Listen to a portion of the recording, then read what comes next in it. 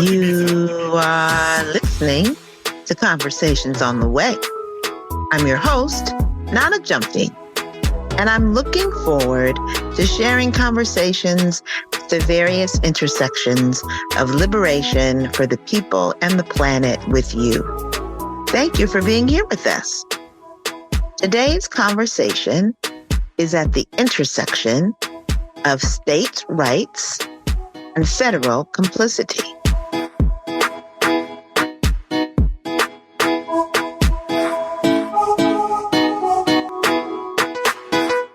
Governor Abbott continues his fascist reign of terror by signing SB 4 into law. Senate Bill 4 is one of the most controversial and strictest immigration laws in the country.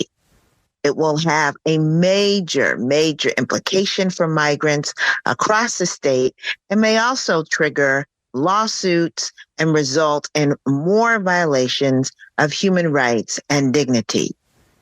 The law creates state laws that allow Texas to address immigration as a local and state criminal punishment system issue rather than the federal policy under federal jurisdiction that it is.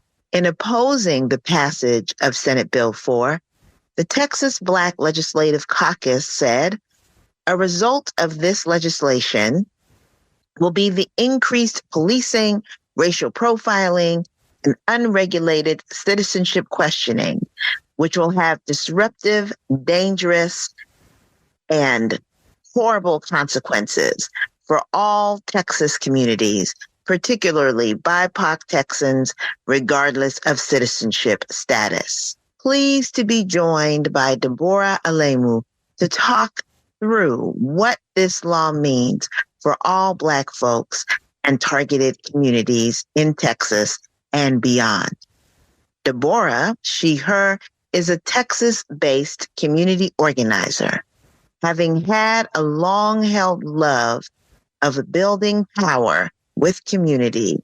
She co-founded the UndocuBlack Network, where she supported deportation defense work and building a base of currently and formerly undocumented Black immigrants. Currently, as the national organizer for the Black LGBTQIA Migrant Project, also known as BLMP, Deborah is supporting building the power of Black LGBTQIA migrants to ensure the liberation of all Black people through community building, political education, creating access to direct services, and organizing across borders. Deborah is a commitment to building a thriving community that does not require one person's subjugation for another person's survival. Greetings, Deborah. Hello, Nana. How are you? I am good. How are you? I am doing okay, despite the subject of today's conversation. Despite the subject of today's conversation, we just got to push Black joy at least somewhere in there as we're engaged in this resistance. Thank you so much for joining me. Now, we've all know about Abbott and his views on migration, his views on Black folks, his views on queer folks, his views on everyone.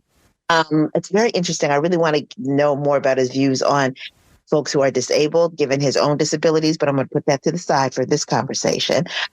But we know that he didn't start these efforts to make immigration a states' rights type issue for Texas with the signing of SB 4. He's been ratcheting up Texas criminalization of migrants for years now, challenged the federal government on every sphere that he could. Please remind folks of just a few of his anti-immigrant shenanigans that have been enshrined at this point in Texas policy and laws. Yeah, absolutely. This isn't anything new. Actually, interestingly enough, in 2017, so what is that, 7 years ago or so. Texas passed under Abbott's jurisdiction. Texas passed Senate Bill 4, SB 4, which prevented like our local governments and police chiefs or other officers of the state from instructing individual officers to focus on high priority crime, and basically, encourages these officials to harass community members about what their immigration status is. And so it sounds exactly SB4 once again. But actually this battle began in, 2016, 2017, when it was clear he was going to do everything in his power to attack immigrants and create this sort of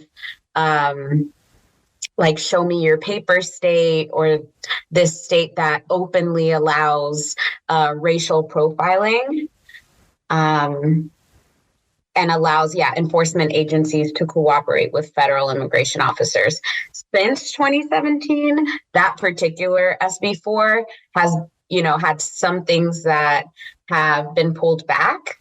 So now, for example, like my city in Austin, if my mayor wanted to say Austin is a sanctuary city and we love immigrants, he can't be faced with penalties for saying something like that.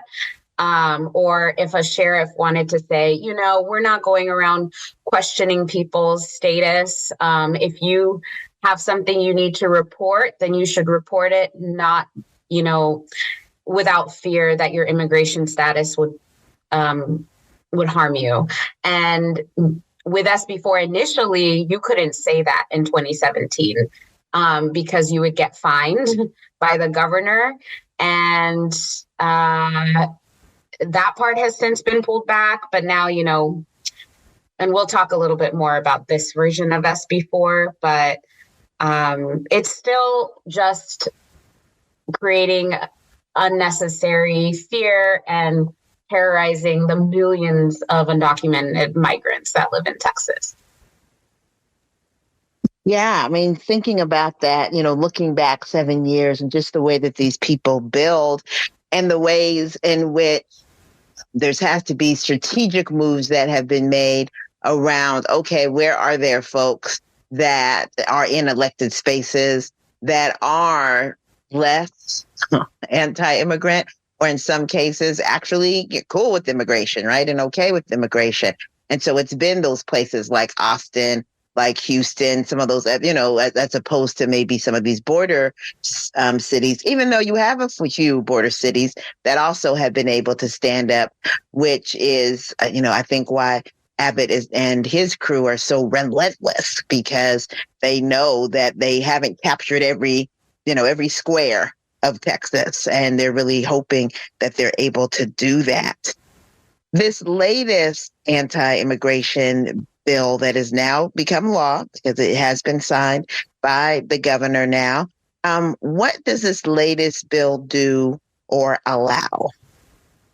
Yeah, so what we're seeing, or what we will see technically when it goes into effect March of next year, March of 2024, is SB4 will create new crimes of illegal entry into Texas from any foreign nation. And, it isn't joking when it says crimes, because this one bill manages to create 3 new crimes. And I just think it's important to interject and say that it required this passed in the 4th special session. So there was the original legislative session, and then he had to call his coworkers back into Congress or back into office 3 times after that to make them work so that this passes. So it's not that it was like overwhelmingly supported or super easy to get through. I think a lot of times people think that there's no bite in Texas, that we just sit here and take it. But I just really want to emphasize that this didn't just like happen in a back room. Like he had to push and make it his priority above all else, and for it to pass recently. And but the bill itself says that, if you enter Texas and you're not a citizen or a national of the U.S., and specifically if you enter Texas at a place that is not a port of entry, then you could be arrested, put in jail, and be saddled with a Class B misdemeanor, punishable by up to 6 months in jail or a fine of up to $2,000. Another crime that it creates is, re-entry. And so if, you've already been denied entry into the U.S., which many migrants have previously been removed, deported, or denied in some capacity from entry. And so if you attempt to re-enter, SB4 is saying that you could be saddled with a Class A misdemeanor, punishable by up to 1 year in jail and a fine of up to $4,000, or, both of those things. And, these are really serious. I'm not an attorney. I'm not a policy expert. And so, you could tell me what compares to these sorts of punishments, but, this is for entering a country or re-entering a country that these kind of egregious punishments are being levied against people. And, they're even saying that, obviously this is going to impact people's immigration outcomes, misdemeanors, felonies. These things are read by immigration as poor moral moral turpitude, they always say.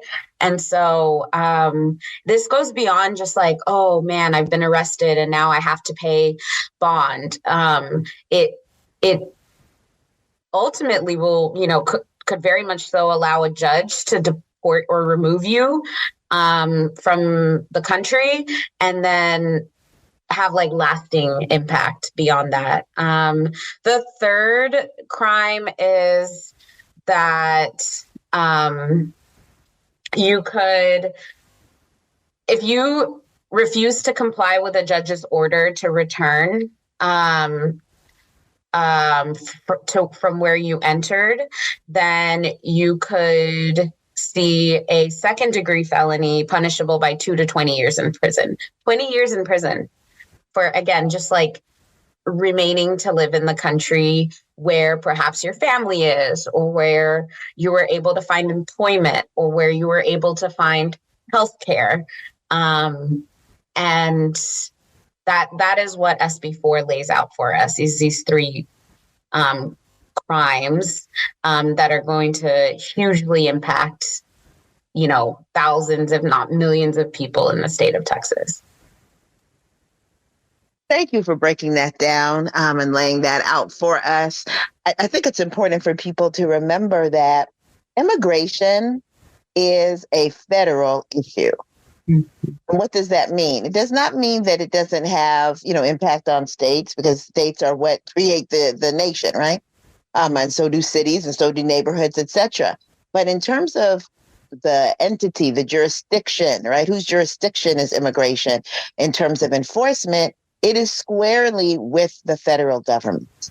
And when you were talking about the Show Me Your Papers law, harking back to the laws that the state of Arizona attempted to pass separately, and pass separately from what was happening with the federal government, that was the issue, right? And that's always been the issue when it has come to really fighting for human rights in this country. It's whether states are able to say that they're going to carve out something special for us even though this area has been put squarely into federal jurisdiction.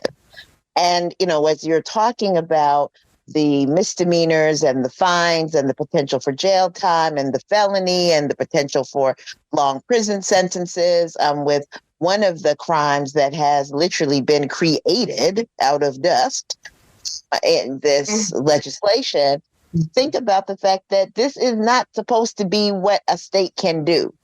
Even the state of Texas, right? It's not what they're supposed to be able to do. And so on the one hand, it's definitely a flex for those in an effort to come against migrants. And, it's going to disproportionately impact some versus others, although, all migrants of color and Black migrants will be impacted. And we'll talk about that next. But it also is a flex to the federal government, in my view, like saying, hey, look, I know you claim this is your area, but we claim this is our area, and we're going to do what we want to do. Don't tread on me, right? Part of that saying, like, we don't part of your electrical grid. We don't, Texas wants to be its own country, separate from the United States. And on this issue, we're going to set that up. And, that creates some concern, obviously, as it's done in Arizona, as it's done, in Florida and other places, that this is going to just spread and that other states are going to feel emboldened to take up the same position, that state rights over federal jurisdiction. What are your thoughts on that? Yeah, I mean, it is preposterous that there's so much arrogance in the governor's office here in Texas that they think they are, the light, the way, the alpha, the omega. I don't know, but they make their own rules. Now, we have, between now and March for some groups, maybe like LULAC or ACLU or other organizations like that, to put some interventions in the court to hopefully put a pause.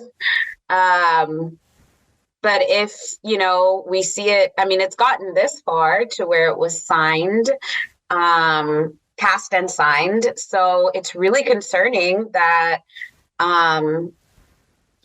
states have more jurisdiction than on immigration than the federal, offices do. And, there's no need for local officers to be able to ask about immigration status. We know it only causes more harm, more violence to communities. There's, many law enforcement officials have said that. They've said that it doesn't help them do their jobs any better. That's complicated too. Not that doing their jobs better is a good thing, but it's important to say that there are many, local officials, whether, in city governments or in some officer type role, some law enforcement role, who are like, yeah, no, this doesn't serve us. This puts more work on us. We don't get paid to be an extension of the federal government. And you're taking away our resources where we could otherwise be doing what's actually written in our job descriptions when we sign up for these roles. So super concerning, lots of arrogance. And I'm, hoping for many challenges to come, but it's clear Abbott doesn't care about safety or the well-being of the people of Texas. Absolutely. And I want to talk more about the impact, but thinking about the ways in which, think about Operation Lone Star, just all of the different ways in which Governor Abbott and his crew have pushed to challenge the federal, ability to be the ones in charge of immigration policy and in charge of the ways that immigrants are treated in this country. And thinking about how that hasn't really been challenged that much by the DOJ itself, right? In terms of the United States Department of Justice, the Biden administration has, said stuff about it, but not that much happening, if any, in terms of going to court. It's really been individual plaintiffs with organizational plaintiffs and nonprofit legal service providers working with those big firms that, do that pro bono support to be able to push back in any type of way.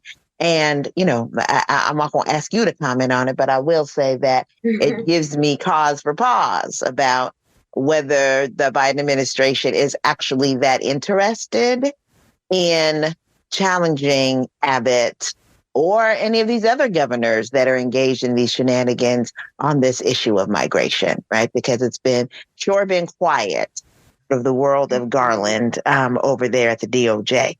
Mm-hmm. Yes. What impact will this bill have on migrants, and particularly Black migrants living in Texas? Yeah. I mean, I will touch on what you just shared. I personally don't believe that the same executive office that allows millions, if not, billions, trillions of dollars to be sent to kill Palestinians or to perpetuate the war in Ukraine or, a number or like militarizes its state and city police forces. I don't have a lot of faith that that same exact executive office that has now failed us for, well, even, this current, presidency has failed us now we're about to hit our fourth year. And I don't expect that same office to intervene here because this services them, even though they're pretending to be on opposite sides. When SB4 first came up, Abbott was, responding to, Texans are dying because of, drugs being passed through the border and that's why we need a bill like this. And even the fact that his official signing this week was done in a border town, where the people of that city will be, they will experience heavier militarization and the impacts of SB4. All of that, it's supposed to, or even the busing situation where Abbott was like putting newly arrived migrants on these buses and sending them to all, DC, New York, Denver, wherever. And, it looks like it's a fight between good and bad, but it's really not. They're just on the same side. And we know that because there's been no, like you said, serious intervention. It's been, a couple of comments here and there, but all very surface level, all very superficial. So they play for the same team. So I don't really expect, SB4 to be genuinely questioned or challenged by the president or the entire executive office. Now, as it relates to how SB4 impacts Black migrants, it's interesting because a member of my organization reached out to me just this week and, told me about an experience that they had while they lived in Houston, Texas. And that she is a Black migrant.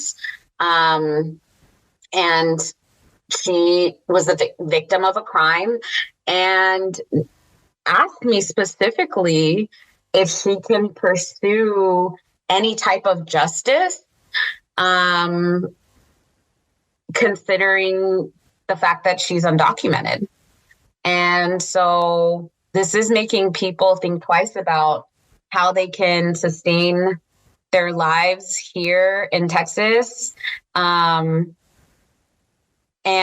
yeah, it has and will affect Black migrants. Anytime you talk about profiling, anytime you talk about discrimination, you're going to, Black people are going to be questioned a lot. And it's, really, it's really concerning.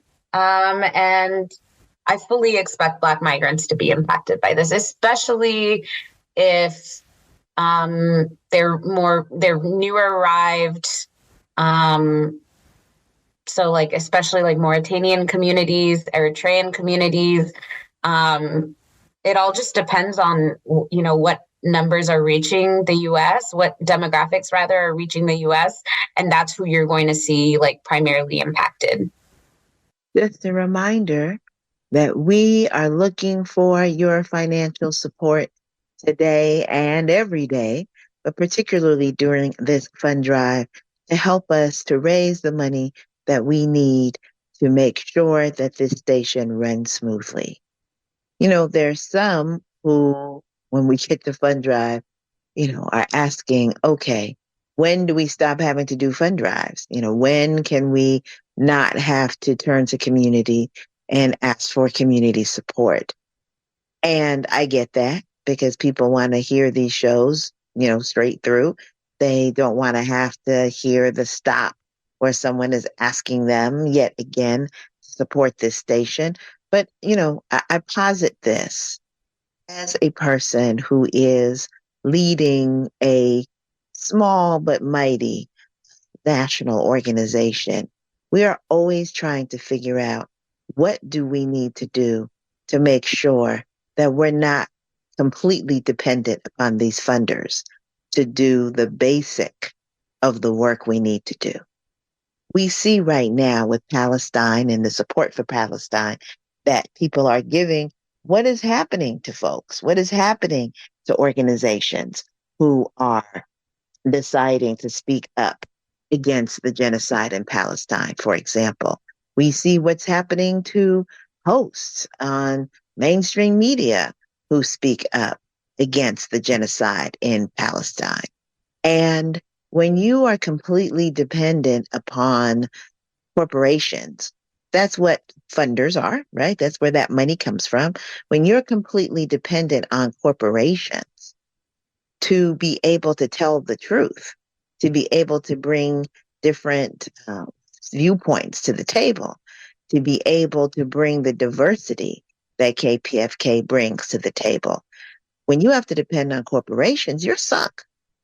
As soon as they decide that you're talking too much about getting rid of them or about what's happening in terms of these wars, in terms of the genocides and ethnocides, not just in Palestine, but in Sudan and in the Democratic Republic of the Congo, right? When you start talking about what is happening with election fraud and what is happening with these books that are being banned, we realize that a lot of these corporations, they're actually not on our side when it comes to those issues, but you are.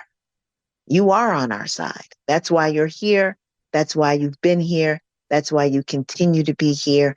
And so it is only righteous that we look to you. And it is our, humble honor that you look to us and that you continue to support us. And we ask that you do that now. Keep KPFK. Let us stay Pacifica. Let us not have to slip and slide into other spaces because we have to please corporate masters or we have to get some kind of advertising with corporate entities or we get pulled into some corporate conglomerate, right? We want to be able to stay the independent public radio that focuses on issues from, and perspectives from liberal to revolutionary. We want to be able to stay that station. And in order to do that, we need your help. We need you to please donate. Pick up that phone and call 818-985-5735. Again, that's 818-985-5735, 818-985-KPFK. You can also go to kpfk.org. When you go to the website in particular, you're able to see more of what you can pick up as a premium, as our thanks for your donation. There's no amount of anything that we can provide to you that really makes up for what it is that your support means to us. It is a token. It is a love token. If you go to the website at kpfk.org, you can pick up your love token for the donation that you are graciously giving to us. If you call 818-985-5735 and let them know, I want to donate $100, I want to donate $150, you can find out from them what are the premiums, what's the love note for that level. You can become a subscriber and subscribe every month. $25 is, the minimum, but it's something that it helps to sustain the station. That's why it's called the sustainer level, right? And so that is also something that we are looking for you to do. 818-985-5735, 818-985-KPFK. Let's go back to this interview and hear more about what is happening and think more about how we push back. Yeah, I'm noticing even with the Mauritanian newly arrived folks, or a lot of African newly arrived folks whose language is not English or Spanish are really particularly being focused on and targeted. That doesn't mean it's not happening with all Black migrants, but with that wave of folks that are coming in from Mauritania, from Senegal, and, because it comes in waves, there's definitely been a heightened criminalization of that population by local law enforcement. And remember, folks, that's what we're talking about here. We are not talking about ICE and CBP when we're talking about this law that just passed. We're talking about regular law enforcement, criminal sanction system, criminal punishment system, law enforcement taking on immigration as a criminal punishment issue, as opposed to taking it on, it being taken on as an immigration policy issue. And to that end, you talked about profiling, how it's going to increase that. It's going to increase the numbers of police that are in certain areas. And that's going to impact folks who are African American and folks who are, brown folks and others who are U.S. citizens, right? Who are not migrants, who are not undocumented, who have their green card or some other kind of status. Talk to us a little bit about that, because I think there's this conversation that happens a lot that is a us and them conversation where it's like, oh, well, the focus is going to be on them. But just as Black migrants get caught up in the criminal sanction system based on the over-policing of African Americans, I think it's clear that the opposite is also going to occur with Black and brown folks who, regardless of citizenship. Especially in densely populated cities, you have like migrant hubs, where you go to the post office, it's mostly migrants. You go to the hospital, it's mostly, we're just everywhere. And so oftentimes it's like, really, this is a crime against working class people and poor people, because oftentimes we live intermixed and they're not doing the due diligence to ask, what country you were born in. If they have enough will to discriminate, they're going to just pull people together and pursue these charges, placing these crimes on you. And that's going to impact working class and poor communities, which a lot of times in migrant hubs across Texas are, Black, brown. We also have a ton of law enforcement agencies in Texas, whether it's like the highway patrol or you've got your local, you've got the Rangers, you've got obviously the sheriff's departments, then your local police departments. And of course there's like ICE and CBP. There's actually way more than I can even list. And that amount of policing has already caused our arrest, detention, deportation numbers to be higher than most states. We're always consistently in the top 3. And it is disproportionately impacting Black folks. And specifically with SB4, I mean, from my understanding, it looks like if an officer has decided to arrest you and charge you with, or rather, say it's due to illegal entry, they're not doing their due diligence to like have you show them your birth certificate or something like this. They're just moving forward. And then you can defend yourself afterwards, but it's sort of after all of this domino effect of trauma has been created already. And I could totally see that impacting Black people who are not migrants. Yeah, and it just gives them an excuse to stop people. As a criminal defense attorney for 30 years, this is what they do. You've got the trees fragrance thing hanging from your rear view mirror thing. You've got a broken taillight and you look Haitian.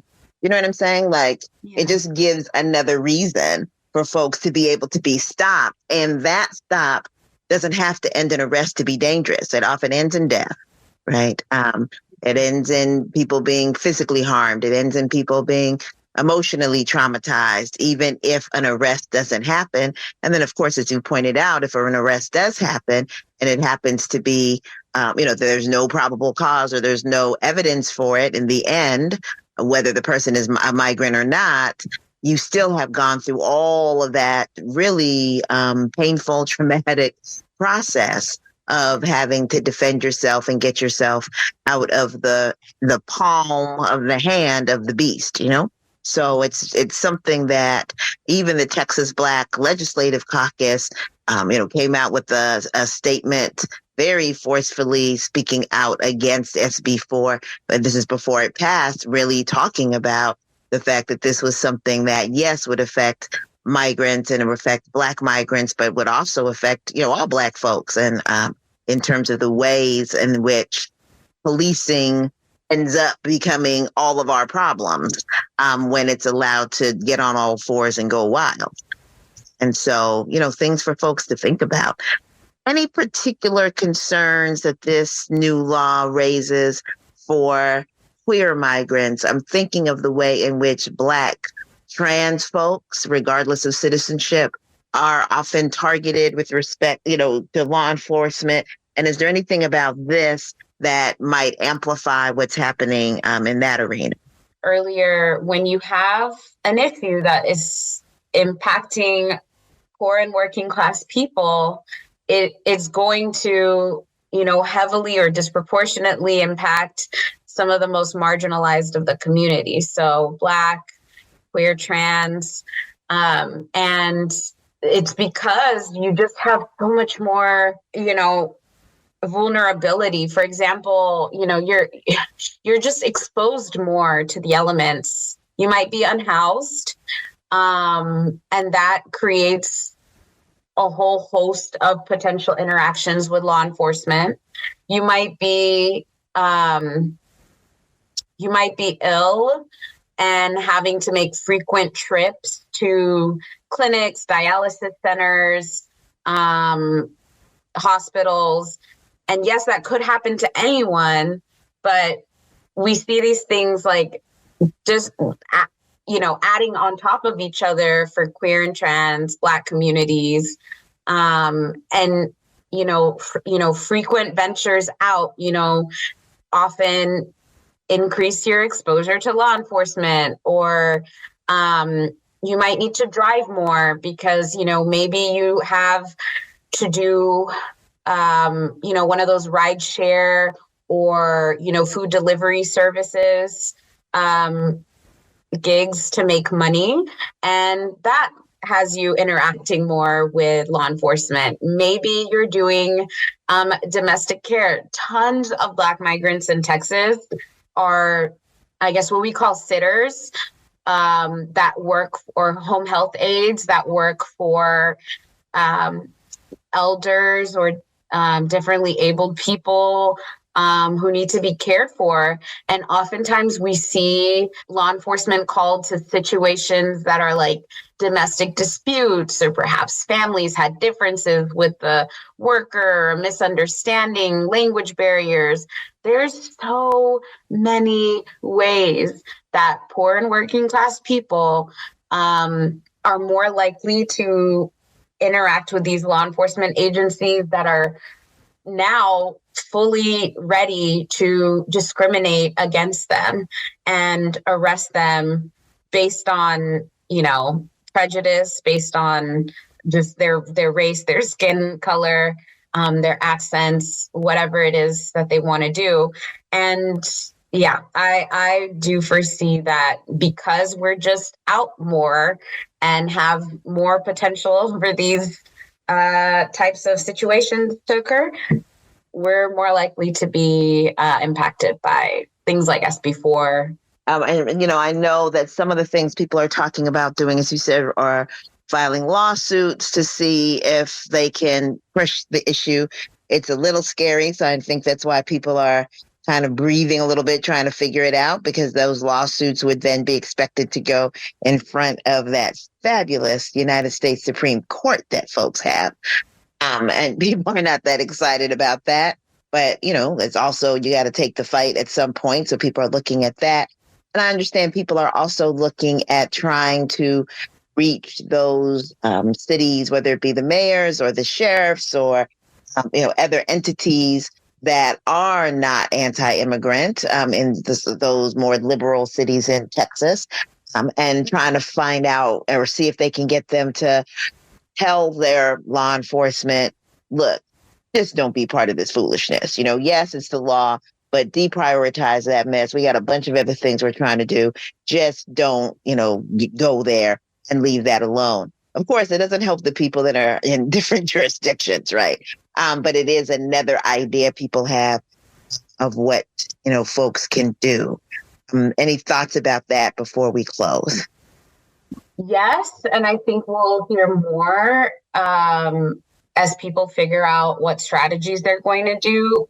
There are some organizations and activists out there that have, decent relationships with some of these people in power who have got them to be less sir, yes, sir, to the governor's office, to get them to see the bigger picture. And even if they're not pro-migrant or pro-immigration, that person in power might still see a commonality between, our issues and the issues they care most about.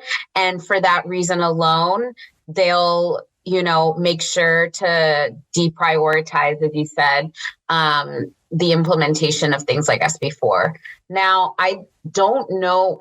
I feel like in 2016, 2017, there was, it's not that they didn't take Abbott seriously or the governor's office seriously, but they felt a little bit more emboldened to say, like, no, we are a city that welcomes migrants and is, even if they didn't say the word sanctuary city, they would still say it a welcoming city or something to that effect. And I've seen less and less of that rhetoric by like city council members or mayors of the varying cities. And so I think as these strategies build up, there'll be a lot of finding different ways to say it. And maybe they won't be as vocal, but my hope would be that we can be even louder in the face of more oppression. But I understand how, for the meanwhile, because of the potential consequences, like you said, there might be a lot of like, I acknowledge this backdoor with, my colleagues or, maybe the sheriff's departments that I work with will talk about it, but we might not go to the media. We might not go to, do a lot of press conferences vocally against SB4 or against the governor's office. I don't know that I'll see as much of that because the first round of SB4 you saw large, Capitol takeovers here in Austin. You saw marches, with thousands of people. And, there was an obligation for some leaders and people in power to speak out against it. And so we might just need a little bit more time. This is all relatively fresh for this version of SB4. Yep. And we got to get the people to push as well. It's election year coming up, so, people get a little jittery. We got to do that pushing, as folks on the ground, pushing, getting people organized in that way. Thank you so very much, Deborah, for this conversation. How do folks reach you or reach BLMP if they want to support the work that you all are doing?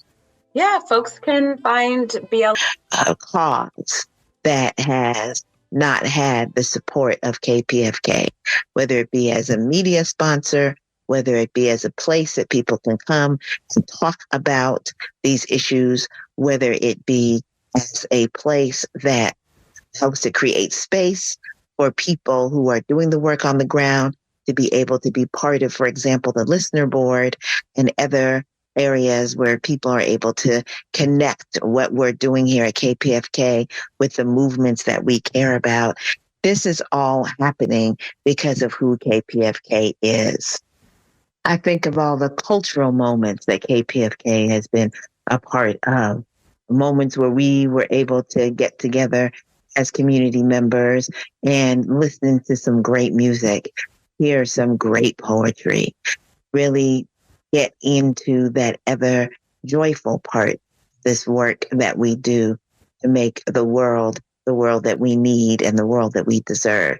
And KPFK is also there, right? So it's not only just about the political pieces, which are important, not just about the political education important, the advocacy important, the organizer important, but also about the art, also about the culture, also about those pieces that fuel, that feed, that allow us to be the creators we're going to need to be. It can't just be about dismantling these systems. We're going to have to be creative, and the arts and culture part of this work helps us to do that. And KPFK has been there as well. And that is why I support this station. That is why you support this station. And we're asking you to continue to do that by donating today. 818-985-5735. 818-985-5735. kpfk.org. I want to thank all of you that have already given. Really appreciate that. We know that it's not so easy. I understand they keep claiming the economy is doing fantastic. I don't know if we see that actually yet, but we're glad that in spite of that the community still gives, that we still take care of us. We still got each other's back. We still keep each other safe and alive, including our